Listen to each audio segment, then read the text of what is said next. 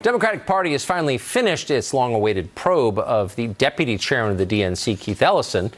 Its law firm says the allegations against Ellison can't be substantiated because the accuser doesn't have videotape, so they're ignoring her word. That would be called victim shaming under other circumstances. Karin Housley is a state senator and Republican U.S. Senate candidate from Minnesota, and she joins us tonight. Karin, are you happy with this new standard that the DNC has articulated? No, and thank you so much for having me, Tucker. It just shows the hypocrisy of the Democrat Party and the double standard that they do have. I'm running for the #MeTooAlFranken seat for the U.S. Senate in Minnesota, and my opponent is still out there campaigning with them.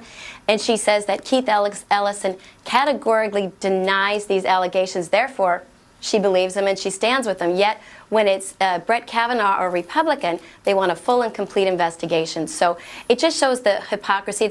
And the investigation that was done of Keith Ellison, who was the vice chair of the DNC party, right, done by the law firm of a Democrat of the Democrat Party in Minnesota.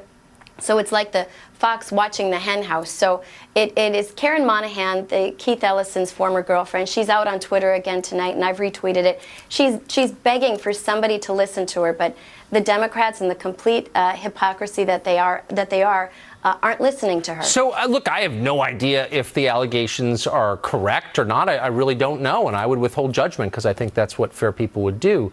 But I'm surprised by the reaction. Have the press in Minnesota, the paper there in the Twin Cities, for example, been hounding Keith Ellison to explain what exactly this is about? No, absolutely not. It is dead silence among the media and the Democrats in Minnesota, yet all we hear about is Brett Kavanaugh and how we should have a full FBI investigation. But the media is quiet, and my opponent, Tina Smith, again, out there fully campaigning and supporting Keith Ellison, and nobody is bringing these accusations or calling for an investigation. So I did. Today I called on the Attorney General of Minnesota to do a full investigation of Keith Ellison, because the voters of Minnesota, they want to know before they go to the polls in November, who is Keith Ellison and has he really done these things to his girlfriend? But I mean, I can't keep up with what the rules are because they change so often. But quickly, aren't we supposed to believe the woman? I keep hearing that. You know, sexual harassment, abuse, domestic abuse, it is all wrong. And every accuser should be heard. Because, and against Keith Ellison, these are some really, really serious accusations. I know. But nobody is listening. Nobody is listening to it's only Karen about Monahan. power. So I am. Karen, it's thank you. only about power, and it's, thank you, Tucker. I wish we had more time. Great to see you. Thank you very much.